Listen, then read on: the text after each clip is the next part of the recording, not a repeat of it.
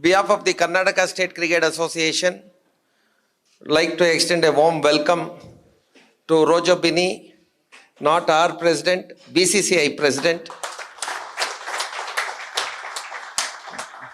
There has been a lot of requests from the friends from the media to have a press interaction with the new president of the BCCI.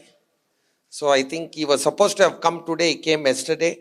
Otherwise we would have had it. If we had known earlier, if he was coming yesterday, we could have had this press meet yesterday itself. So Roger Binny immediately agreed for the request of the Karnataka State Cricket Association to have this interaction with the media from the press. I request our Vice President Abhiram to please hand over a bouquet to Roger Binny, the new president of the BCCI, welcoming him.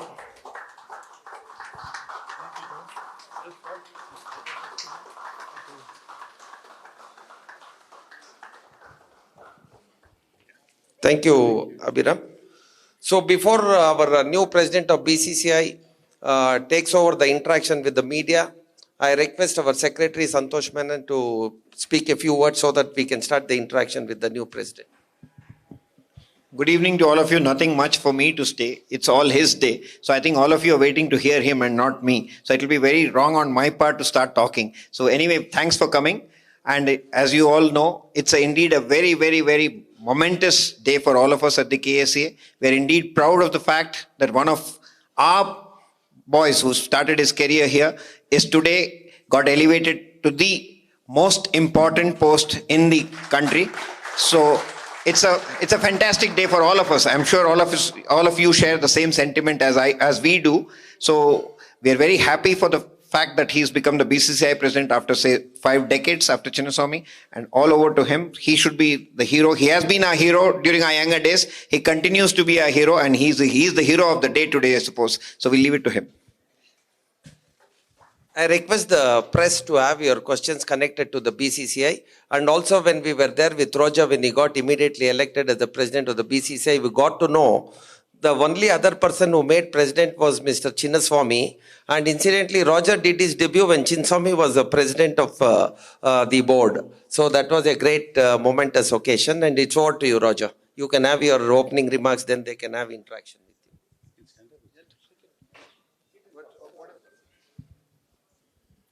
you. I think I'm old enough to sit and talk now. Well, I can't tell you how happy me and my family, and very proud that me becoming the president of the Board of Control for Cricket in India. Not in my wildest dreams that I would have thought, or nor did I dream of becoming the president of the Board of Control for Cricket in India. Because the Karnataka's been my home. I'm so proud to have represented Karnataka, because as a schoolboy, I always, my goals were to play for schools first, then to play for the state team. We had state juniors before that, in the state team, represent the South Zone, and then for the country. So those were my goals, and I was very pleased and happy that I achieved them. And I thought that would be the end of my cricket career.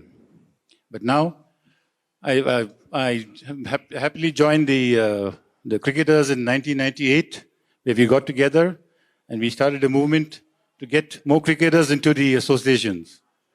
Because I think that a cricketer understands cricket better.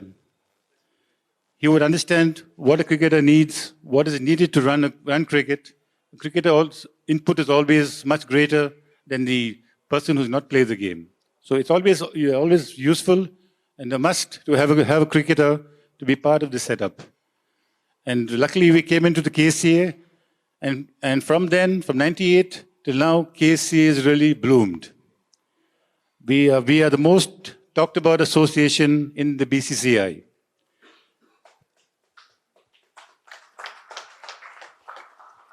Yes, everybody talks about the KSCA for its infrastructure, for its the way things are organized, for the way everything is conducted. You know, our matches, the way we treat players.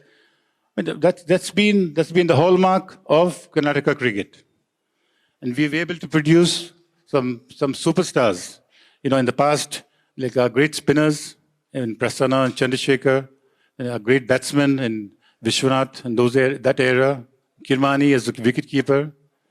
Then we had Javagil Srinath and Anil Kumble, the next group of cricketers that came through. And then we had Rahul Dravid, one of the world's best batsmen at that point of time. So we were able to produce. Even now, we're still producing cricketers. So that's because I think Karnataka's done a lot of hard work. We've put in a lot of effort and tried to make the players as comfortable as they can on the field, off the field. And we are very happy to see that things have gone very well. And I'm very, very happy to get this post because I've connected with people from 1968. My class of 1968 are sending me photographs. So we all can't make each other out in 1968, but that's how it is. I've connected with so many people. Even today, I see there's so many of people. The people. When I started my career, I played with Murli was there. Murli and myself played the league cricket together. Anybody else who played with me? The 70s? Shavit Tarapo played with me in school. Yeah, we played in the same school team in 1973. John Abiram, on my left-hand side, was my teammate in school. We played Ranji Trophy together, and we had some of the best times on the cricket field. Anybody else decide I've missed out? Yeah. So it's been a real pleasure. I mean, for me, I can't ask for anything more in life. I had a wonderful time playing cricket, and I cherished every moment. I now look forward to my new innings, and I promise you, and I will do my best to see the cricket, not only in Karnataka but in India, does a good job, and it lifts the game up to the levels which we need to. I would be wrong if I don't mention a few people who were involved with me in the games, especially my captain, my mentor, the one who changed everything at the KSCA, Brijesh Patel. I mean, I think most of us in this room would know what sort of player Brijesh Patel was, because the younger generation doesn't know really what he achieved in cricket. I mean, Brijesh was a superb cricketer. I mean, he played with international. I mean, he was one of the best fielders of his time.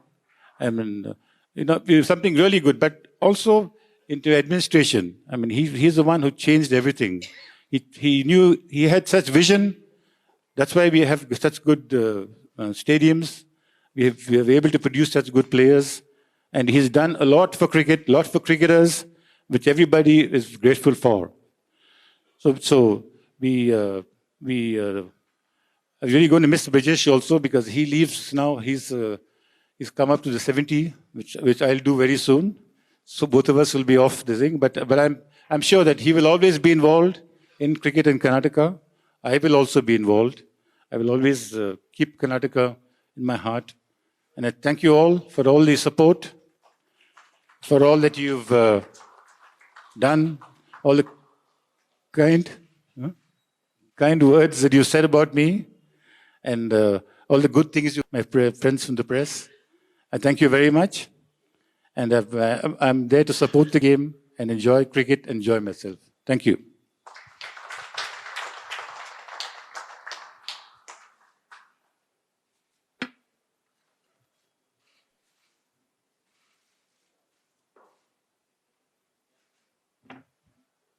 Anybody has any questions?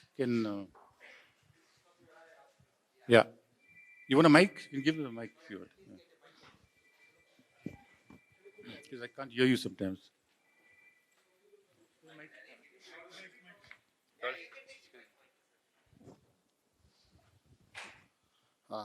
Good evening, sir. I'm Sydney from Deccan Herald. So you have 3 years in your tenure. So what are the plans that you have as a player president for the next 3 years at the BCCI? And BCCI is at its richest point now with over 9,000 crores in its kitty. So what are the plans, major plans?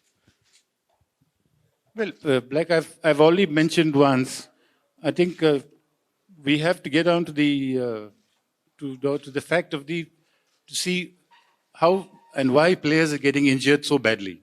You see that's been not only now the last 4 to 5 years. You know, the people, a lot of cricketers have been they. It's not that they don't have enough of trainers or coaches or someone to assist them, but why should they be breaking down so easily? Whether the load is too much, whether they're playing too many formats. So we have to find out something to be done. So that is my priority, to see that. In fact, it's not mine; it's the whole cricket board.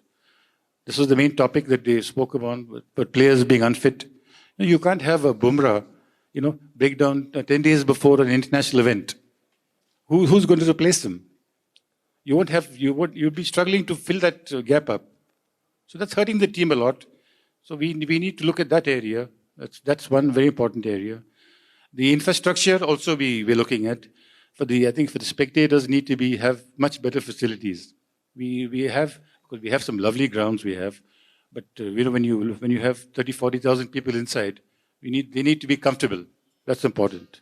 So they're looking at doing that, looking after that one. And the pitches in around the country, they're still too docile. They're unfit for the fast bowlers. If our team goes to England and to Australia, it takes us 2 weeks to a month just to settle into the bounce, to the movement of the ball, which we should be doing over here before we go to England, Australia. So that's another area that we need to look into. Very important. And the other systems are in place. The coaching systems are in place. We have a lot of coach education. We have a lot of courses for the coaching camps for the boys who come through the system. So that's all in place. It's basically, I think, these three areas which are very, very important.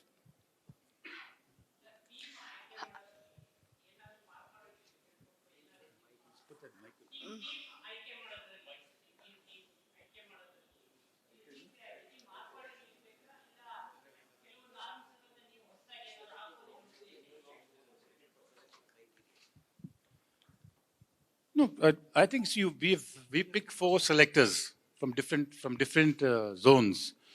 So those 4 selectors and they're all capable people. They've all played for the country.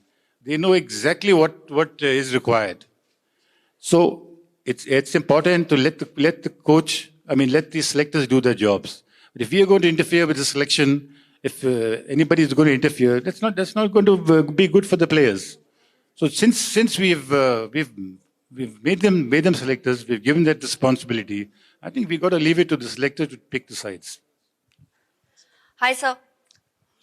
Yeah. So my question is, India did not travel to Pakistan for Asia Cup. So what's your take on that?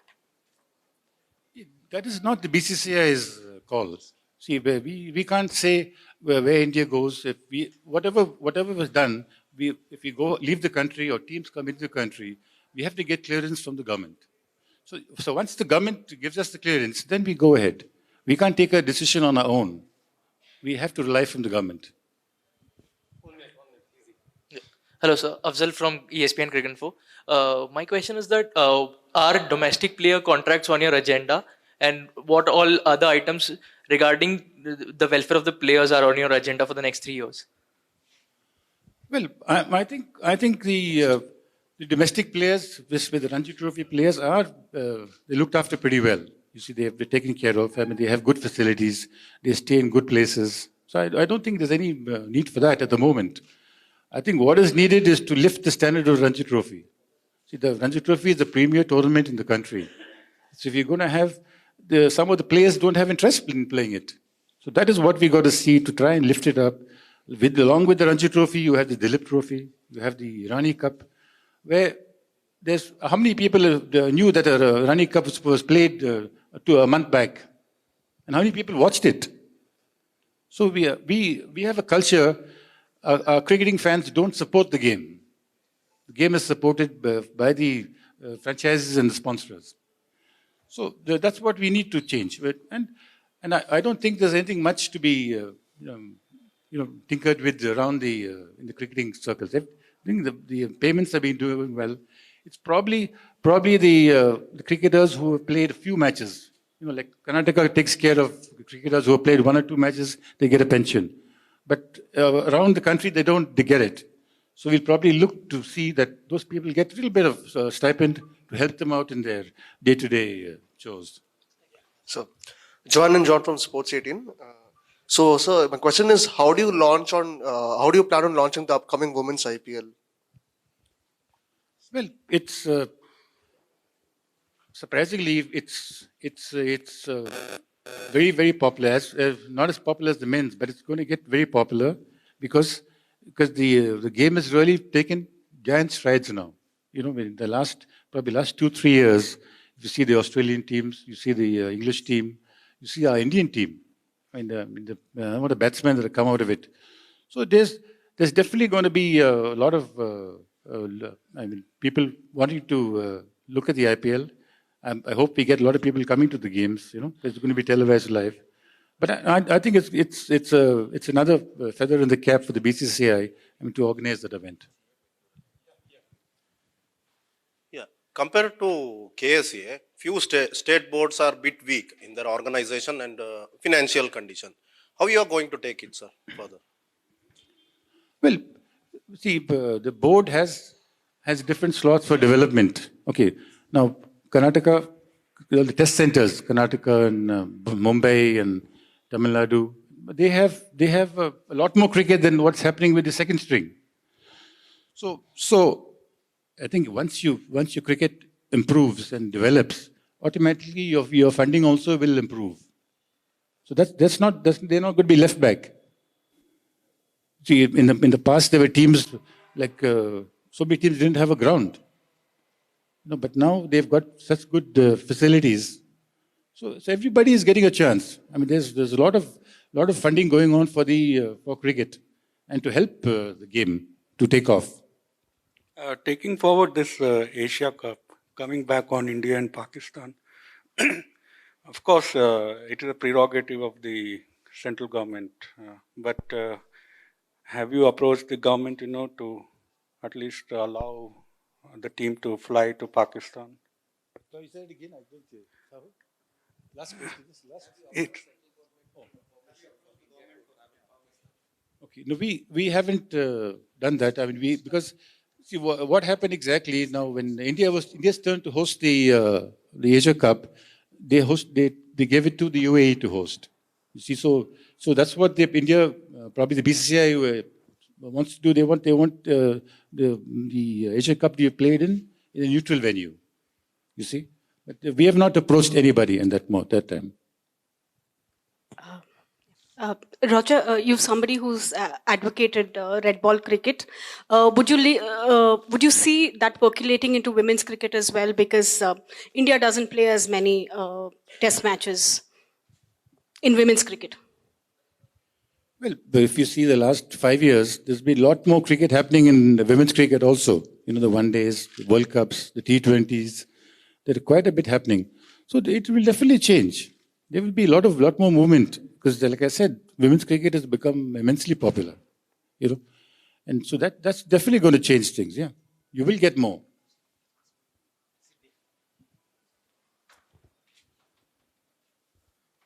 So the NCA, which is right here, it was initially set up to cultivate the next crop of talent. But over the last few years, you've known that it's ended up becoming more of a rehab center. All the injured players end up coming here, and that also has not gone really well. A lot of ugly episodes have come out. So what are the plans for NCA? Like, do you intend to recreate it back to that, conveyor belt for talent, or what's the plan there? See, the only issue we have here is, if you see the NCA is only free in the holiday period. When the kids are they finish the exams, a lot of them come here to go through the coaching of a year. So it's difficult to get them throughout the year. So because they've got to study. The parents are not going to let them come here and play cricket the whole time. So we have to actually rethink that over the next 3 years. there are a lot of ideas put inside by former cricketers to try and develop the zonal academies. Like instead of them coming to the NCA, they can work in the zonal academies in their home states. That will give them a chance to study and play the game. So that's another topic which we've been talking. So, but the NCA is still your best area for development. Is going to be state of the art when it moves to the new one. So the boys will have to come down here sometimes. Probably the under-19s, the international teams have to come here and practice in these facilities. Sir, you had mentioned pitch quality and optimizing pitch across the country. Over the last 6 months, we have seen a lot of matches post the pandemic in fairly smaller cities, and a lot of people turned up to witness those matches. How challenging is it to ensure pitch quality in let's say B or C class cities? Well, nowadays the BCCI has a curator, national curators for all the ground. Every ground has a curator put inside, and we have a chief curator. I think there are 2 assistants with them, isn't it? There are 4 assistants who work with the chief curator. So there's pitches wise, there's enough input into it. We have enough people to take care of it. And you do believe that franchise cricket will drive and make inroads into smaller cities as well? Definitely it will. It will. See, because if you see now, they're still playing some, the IPL still plays in the smaller cities too. Like they play in Saurashtra and they've played, where is the other ones they played in? Ranchi, so Raipur. So they will definitely, probably in a few years down the line, you'll find them playing in Hubli and Belgaum. You know, the RCB, Mysore. They're all international facilities. You know, so that's definitely going to happen because nowadays there's no shortage of good grounds.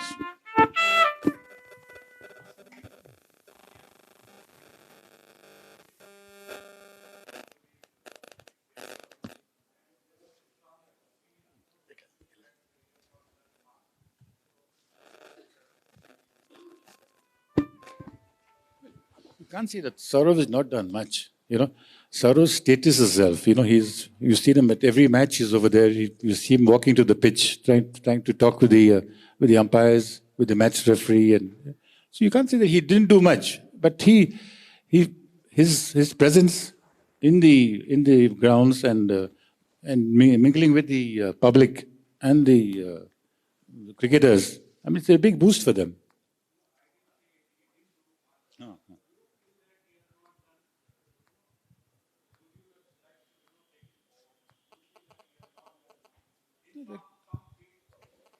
This is what his job is. You know, even my job is to always check and see the inner workings of the ground, the groundsmen, the curators, the people who run the show. They're the ones who need to be addressed, and that's what he did, Ganguly.